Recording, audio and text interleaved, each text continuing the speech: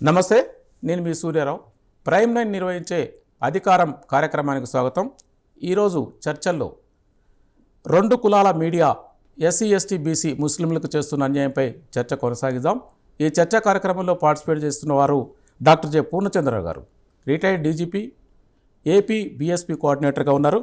అలాగే వందన్ కుమార్ గారు, రాష్ట్ర బహుజన సమాజ్ పార్టీ నాయకులు. అలాగే జూమ్ ద్వారా గౌతమ్ కుమార్ గారు బీఎస్పీ ఉపాధ్యక్షులుగా ఉన్నారు. అలాగే జూమ్ ద్వారా మరో గెస్ట్ చిందనూరు నాగరాజ్ గారు బహుజన సమాజ్ పార్టీ రాష్ట్ర కార్యదర్శిగా ఉన్నారు. చర్చలో ముందుగా రెండు కులాల మీడియా ఈ టాపిక్ మీద నేడు మనం చర్చా కార్యక్రమాన్ని కొనసాగిద్దాం. ముఖ్యంగా రెండు రాష్ట్రాలలో కూడా మీడియా బహుజన ఉద్యమానికి కానీ బహుజన నాయకుల పట్ల కానీ చూపిస్తున్న అన్యాయాన్ని స్వతంత్రం వచ్చినప్పటి నుంచి కూడా ఇది మన వాళ్ళంతా ఎదుర్కొంటున్నారు. దీని మీద చర్చ చేయడానికి ముందుగా మనకు పూర్ణచంద్రరావు గారు, సార్ మీరు చెప్పండి, కేవలం ఆంధ్రప్రదేశ్లో కానీ తెలంగాణలో కానీ ఉమ్మడి ఆంధ్రప్రదేశ్ ఉన్నప్పుడు కూడా బహుజన నాయకత్వం మీద కానీ బహుజన ఉద్యమాల మీద కానీ చాలా వరకు సవితి తల్లి ప్రేమ చూపించిన మీడియాల మీద మీ అభిప్రాయం ఏంటి సార్? ఇప్పుడు మన రాష్ట్రం ఆంధ్రప్రదేశ్లో రెండు కులాల పాలన సాగుతుందండి. ఆ రెండు కులాల ఆధ్వర్యంలోనే ప్రముఖమైన మీడియా సంస్థలు ఉన్నాయి. అటు దినపత్రికలు కానీ ఇటు ఛానల్స్ కానీ. తెలంగాణలో అయితే మూడో కులం తోడవటంతో ఈ మూడు కులాల ఆధ్వర్యంలోనే అన్ని మీడియా హౌసెస్ కానీ పత్రికలు కానీ నడుస్తున్నాయి. అయితే ఇవి బీసీ ఎస్సీ ఎస్టీ మైనార్టీలకు సంబంధించిన వార్తలకి ఏమాత్రం ప్రాముఖ్యత ఇవ్వరు. వీళ్ళు ఎవరైతే మన ఇప్పుడు ఆంధ్రప్రదేశ్లో ఈ రోజున హాట్ టాపిక్ ఏంటి చెప్పండి, ఏమంటారు? డిప్టీ సీఎం చేయాలా లోకేష్ని. అసలు మీరు గవర్నమెంట్ వచ్చింది 6-7 నెలలు అయింది, మీ నాయనే చీఫ్ మినిస్టరు, మళ్ళీ ఇప్పుడు కొడుకు మంత్రి, మళ్ళీ ఆయన ఎమ్మెల్సీ అయితేనే మంత్రిగా ఒకసారి చేశాడు, ఇప్పుడేమో ఎమ్మెల్యేగా గెలిచి మంత్రి అయ్యాడు, మళ్ళీ ఆయన డిప్టీ సీఎం అవ్వాలట. ఆల్రెడీ ఒక డిప్టీ సీఎం ఉన్నాడు. గత ప్రభుత్వంలో 5 డిప్టీ సీఎంలు ఉన్నారు బహుజన వర్గాల నుంచి. వాళ్ళకి ఏమాత్రం కించిత్ విలువ లేదు. మీకు డిప్టీ సీఎం కాకపోయినా లోకేష్కి డిఫాక్టివ్ సీఎం లాగానే అసలు పదవి అక్కర్లేదు.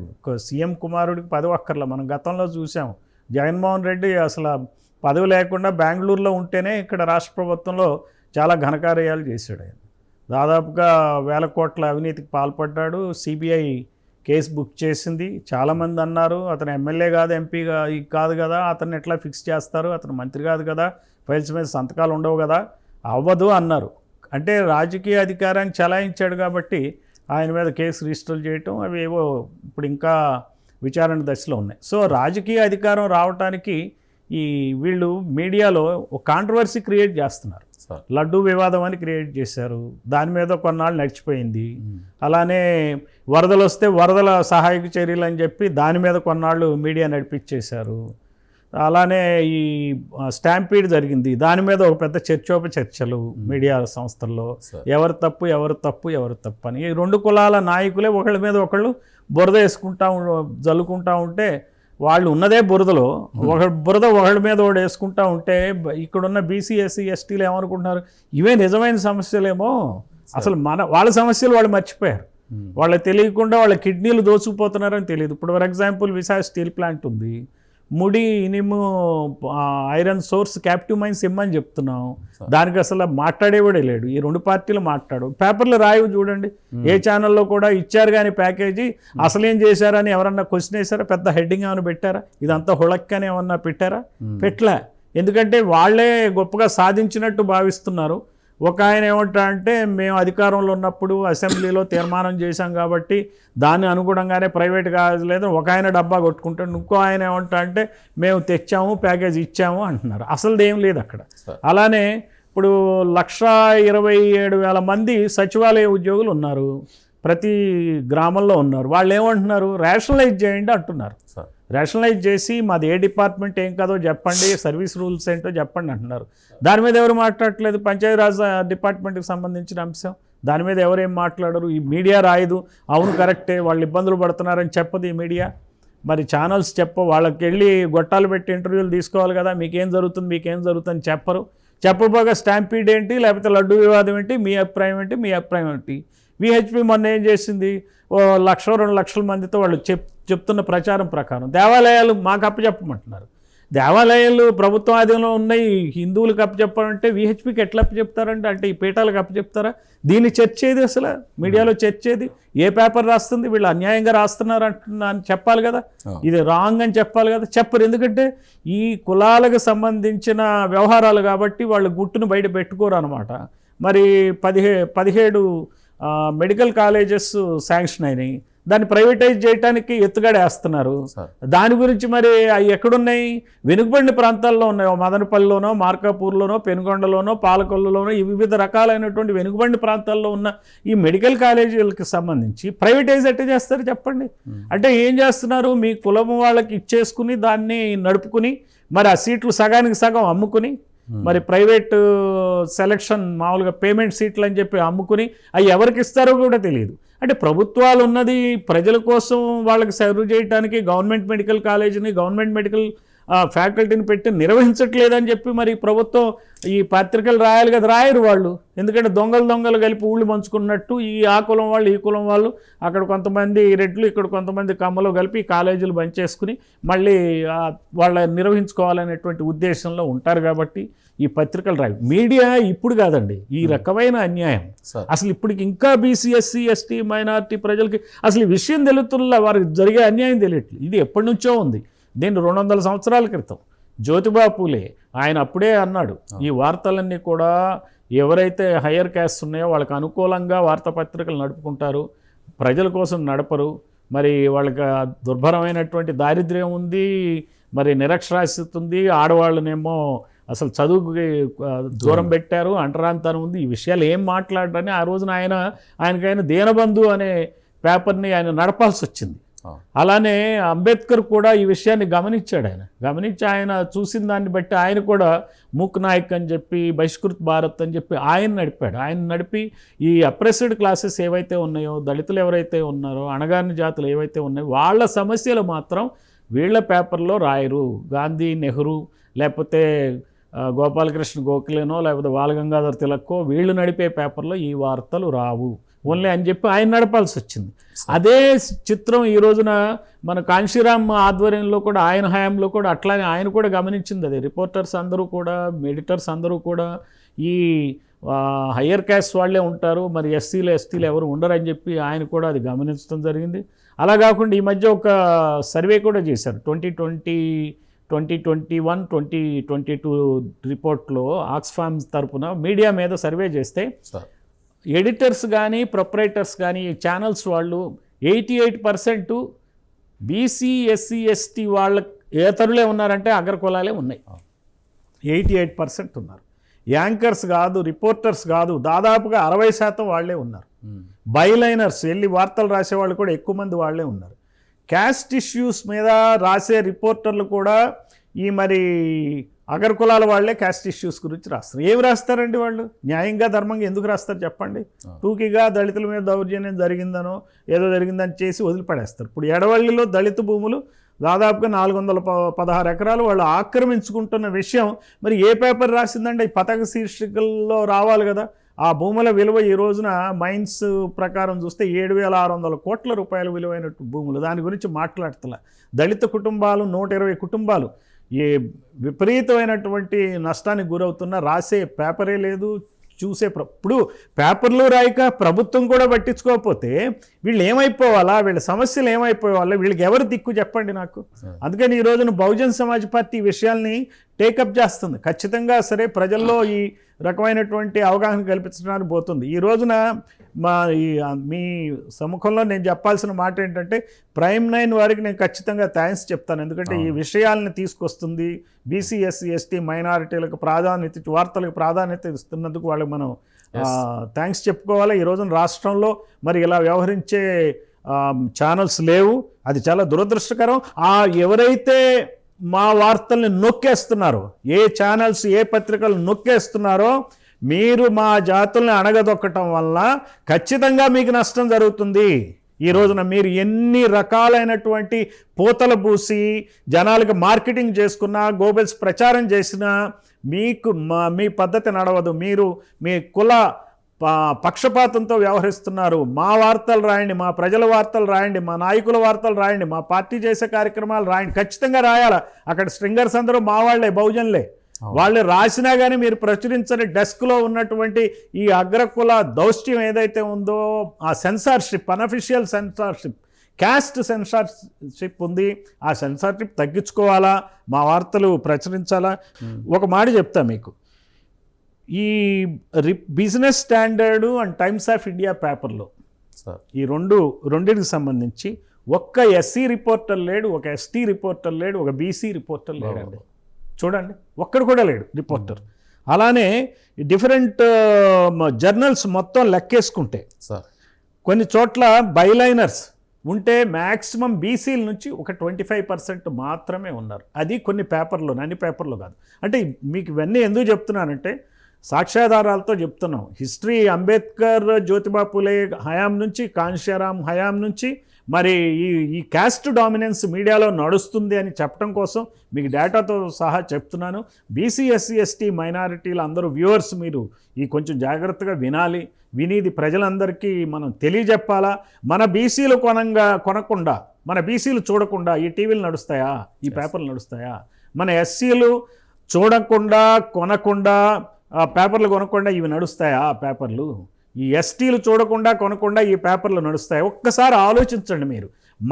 మనమే జనాభా 80% ఉన్నాం కాబట్టి ఆ దృష్టితో మనం ఈ మీడియా దౌష్ట్యాన్ని, పక్షపాతాన్ని మనం ఖచ్చితంగా తుదముట్టించినప్పుడు నిజమైన డెమోక్రసీ దేశంలో, ఈ రాష్ట్రంలో ఉంటుందని నేను ఘంటాపదంగా చెప్పగలను. థ్యాంక్ యూ పూర్ణేంద్ర గారు.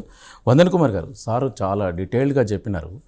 మహాత్మా జ్యోతిరావు పూలే కానుంచి ఆయన చేసిన స్ట్రగుల్, ఏ పత్రికలు రాయకుండా ఆయనే ఒక పత్రిక పెట్టుకొని, అట్నే తర్వాత అంబేద్కర్ సారు, తర్వాత కాంశీరామ్ సారు, తర్వాత కర్పూరి ఠాకూర్ సార్, వీళ్ళందరూ కూడా వివక్షకు గురైన వాళ్ళే మీడియా పక్షాన. అంటే వాళ్ళు చేస్తున్న ఉద్యమానికి కానీ, వాళ్ళు చేస్తున్న దీన్ని కానీ, ప్రజా సమస్యల పట్ల వాళ్ళు గొంతెత్తి చాటినా కూడా ఆ ఏమి చూపించకుండా అగ్రవర్ణ ఆధిపత్య కులాలన్నీ కూడా చాలా ఇబ్బందులకు గురి చేసిన నేపథ్యంలో మీరేమంటారు?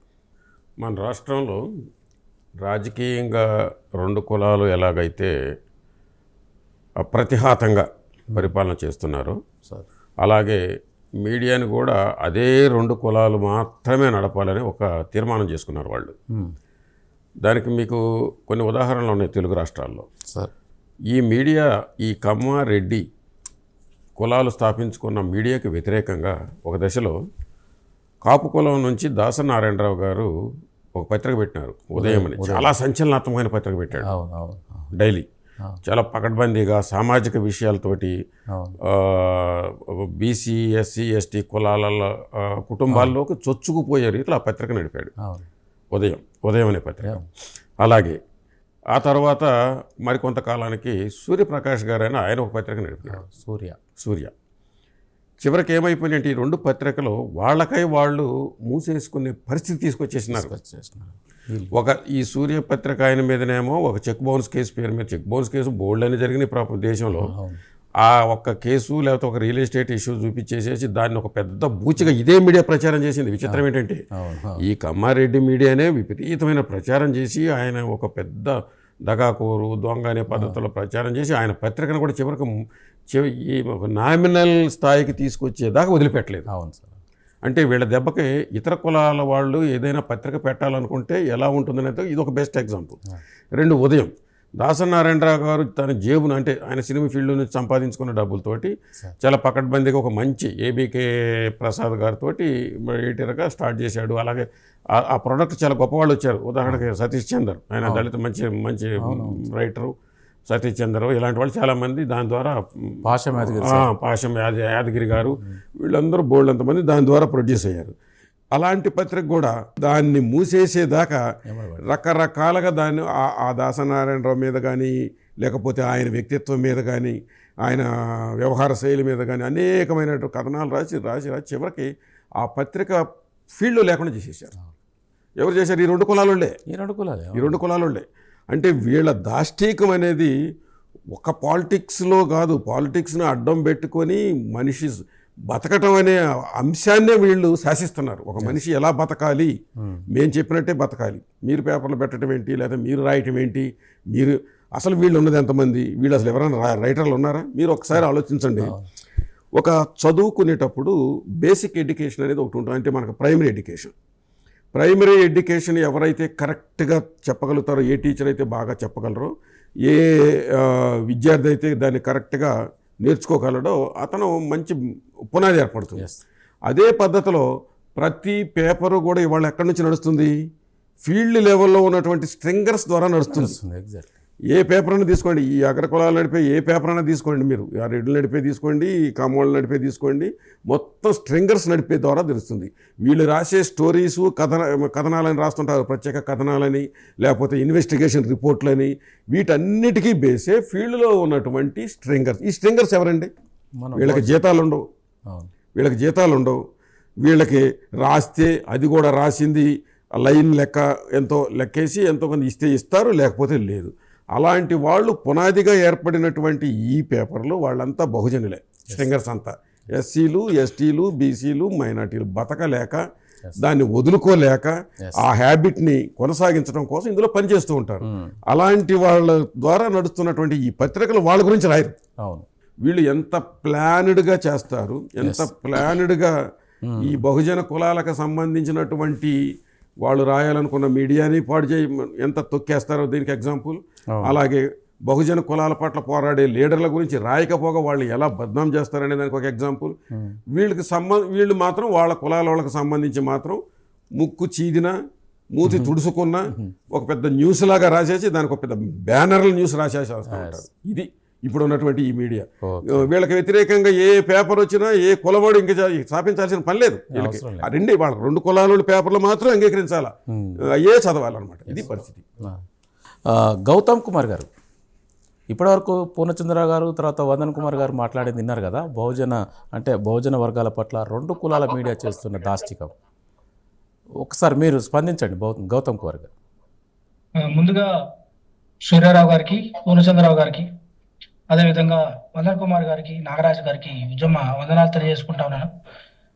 ఇందాక మన పూర్ణచంద్రరావు గారు, వందన్ కుమార్ గారు చెప్పినట్టు, ఏదైతే ఈ తెలుగు రాష్ట్రాలకు సంబంధించిన ఈ మీడియా లేదు, భారతదేశ వ్యాప్తంగా ఉన్నటువంటి మీడియా కూడా అంతా కూడా ఈ కేవలం వాళ్ళ వర్గాల కోసమే పనిచేస్తూ ఉన్నాయి అనేది మాత్రం అక్షర సత్యం.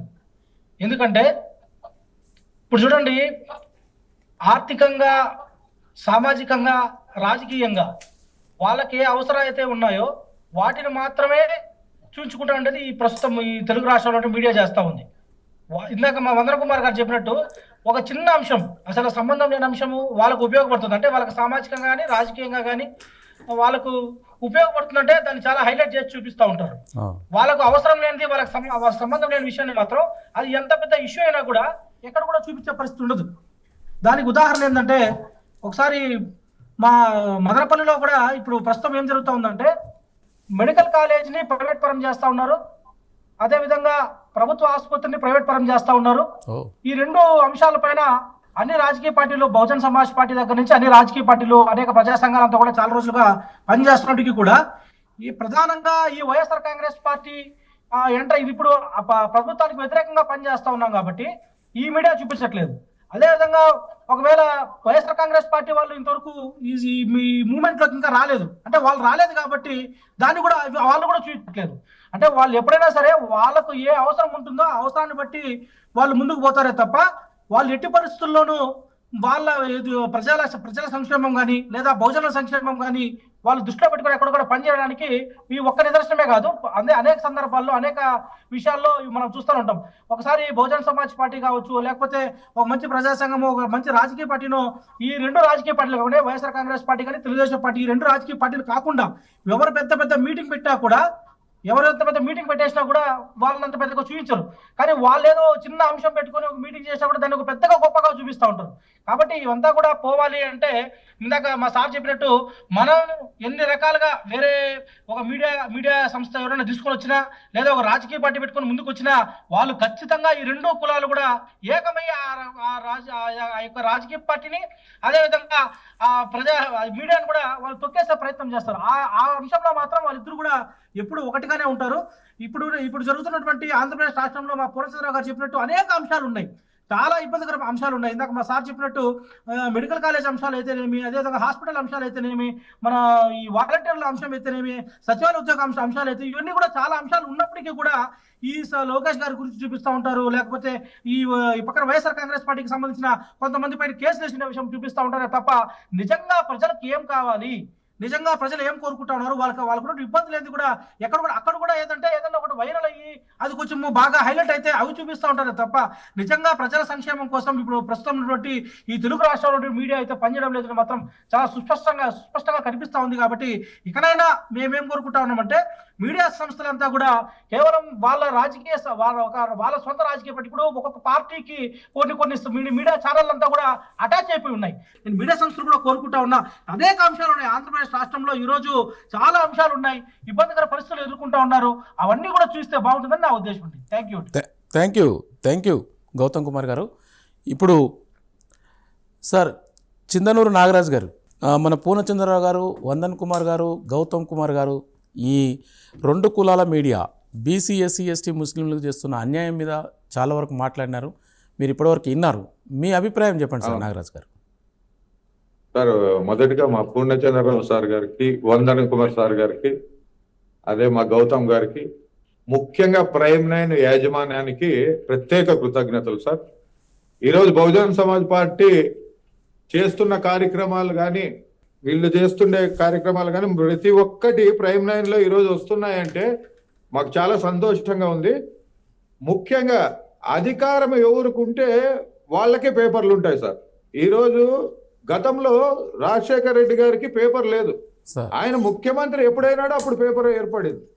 అట్లా ఈ అధికారం ఉన్న వాళ్ళకే పేపర్లు, వాళ్ళ డబ్బా వాళ్ళు కొట్టుకోవడానికే పెట్టుకుంటారే కానీ ఈ పేపర్లు కానీ ఈ టీవీ ఛానళ్ళు కానీ ప్రజా సమస్యల పైన మాట్లాడే వాళ్ళంటూ ఒక్కరు లేరు సార్. ఇప్పుడు కులగణన పైన అంత పెద్ద ప్రోగ్రామ్ బహుజన్ సమాజ్ పార్టీ చేస్తా ఉంది, 3 లైన్లు రాస్తారు సార్. అంత పెద్ద ప్రోగ్రామ్ చేస్తే 3 లైన్లు రాస్తున్నారు.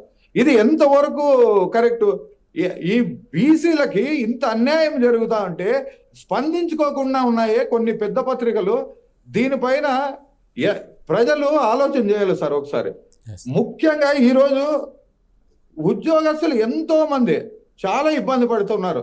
ఈ సచివాలయం ఉద్యోగులు అయితే దాదాపు 1,23,000 మంది ఉన్నారు సార్. 1,23,000 మంది ఉంటే వాళ్ళకి ఎటువంటి ప్రమోషన్ లిస్ట్ కానీ, వాళ్ళకి ఎటువంటి ఇంక్రిమెంట్స్ కానీ, ఇంకోటి కానీ ఏమీ లేవు సార్. వాళ్ళు చేసే పని వాళ్ళ పని కాకున్నట్టు ఇతర వేరే వర్కులు కూడా, ఒక బ్యాంకు చేయాల్సిన పని, ఒక బ్యాంక్ చేయాల్సిన సర్వే వాళ్ళతో చేపిస్తారు, ఒక ఇండస్ట్రీస్ చేయాల్సిన సర్వే వాళ్ళతో చేపిస్తారు. మొన్న ఒక చిన్నది హేతుబద్ధీకరణ అని చెప్పేసి తెలుగులో అంటారు సార్, హేతుబద్ధీకరణ అని 12,000 మందిని అడిషనల్ గా ఉన్నారని సెక్రటరీని పక్కకు తీసినారు. హేతుబద్ధీకరణ మీద ఉన్న శ్రద్ధ ఆయనకి వీళ్ళ ప్రమోషన్ల మీద లేదా, వీళ్ళు మాతృ సంస్థల మీద వీళ్ళు కలపాలనేది లేదా సార్? ఇంత సమస్య ఉన్నా కూడా ఏ అధికార పార్టీ కానీ, ఏ అధికార పెద్ద పత్రికలు, ఇన్ని పత్రికలు ఉన్నాయే పేర్లు చెప్పకూడదు, ఒక పత్రిక వీళ్ళు గోడ తెలియదా? బీసీలు కులగణన అని కొట్టుకుంటా ఉన్నాం మేము. దానిపైన ఏ పత్రిక అయినా కూడా ఒక ఆర్టికల్ రాసిందా సార్ ఇంతవరకు అయింది? ఇదే విధంగా ఈ పత్రికలు, ప్రతి పత్రికలు వాళ్ళ డబ్బా, వాళ్ళ ఇంట్లో అధికార పార్టీ నాయకుడి ఇంట్లో మనముడు పంచగట్టుకున్నా కూడా దాన్ని స్క్రోలింగ్ చేస్తాడు. స్క్రోలింగ్ చేసి పంచగట్టాడు నడిచాడు అని వేస్తారు. అంటే ఈ విధంగా చిన్న దాంట్లో అలాంటి దాన్ని స్పందించే వీళ్ళు, ఇంత సమస్య ఉన్నా రాష్ట్ర వ్యాప్తంగా ఎన్నో సమస్యలు ఉన్నాయి, ఆ సమస్యలు మాత్రం కనబడవు, మిగతావన్నీ కనబడతాయి. ఎవ్వరు అధికారంలో లేకపోతే వాళ్ళ సమస్యలు మాత్రం కనబడతాయి సార్. ఒక ఎంప్లాయర్స్వి, సామాన్యుడివి, బీదవాళ్ళవి. ఇప్పుడు ఈ అధికార పార్టీ చేస్తా ఉందే ఎన్నో అక్రమాలు, అన్యాయాలు, భూ కబ్జాలు, ఈ ల్యాండ్ కబ్జాలు అనేకమైనవి సార్, అవి మాత్రం వీళ్ళకి కనబడవు. ఇన్ని విధాలుగా చేస్తున్నారు సార్ వీళ్ళు. థ్యాంక్ యూ నాగరాజ్ గారు. ఫైనల్గా మనకు టైం కూడా కొంత ఫ్యాక్టర్ ఉన్నది. పూర్ణచంద్ర గారు మీరు చెప్పండి. అంటే సార్ చెప్పినట్టు వాళ్ళ ఇళ్ళలో జరిగే చిన్న చిన్న కార్యక్రమాలకి ఎంతో ఒకసారి ఒక చిన్న దీన్ని భూతద్దోలు పెట్టి చూపుతూ ఉంటారు. ఒక ఆయన అంటున్నాడు మొన్న ఒక ఆయన అంటున్నాడు నాగ చైతన్య గారి మదర్ ఎవరో తెలియదు కానీ ఆయన రెండో పెళ్లి మొదటి పెళ్లి గురించి మొత్తం మీడియానంతా వాడేస్తూ ఉంటారట. అదే సమయంలో స్టీల్ ప్లాంట్లో ఎంతో పెద్ద గొప్ప ఉద్యమం జరుగుతున్నా కూడా దాన్ని చూపెడతలేరని అంటున్నారు.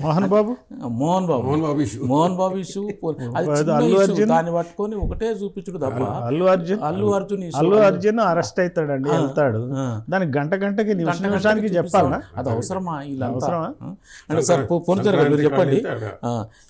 ఎప్పుడు ఈ పరిస్థితులు మారుతాయి, పరిష్కార మార్గాలు ఏంటి? ఇప్పుడు మన బీసీ ఎస్సీ ఎస్టీ వర్గాల ముందు ఇది గమనించాలి సార్. సోషల్ మీడియాని బాగా వాడుకోవాల్సిన అవసరం ఉంది.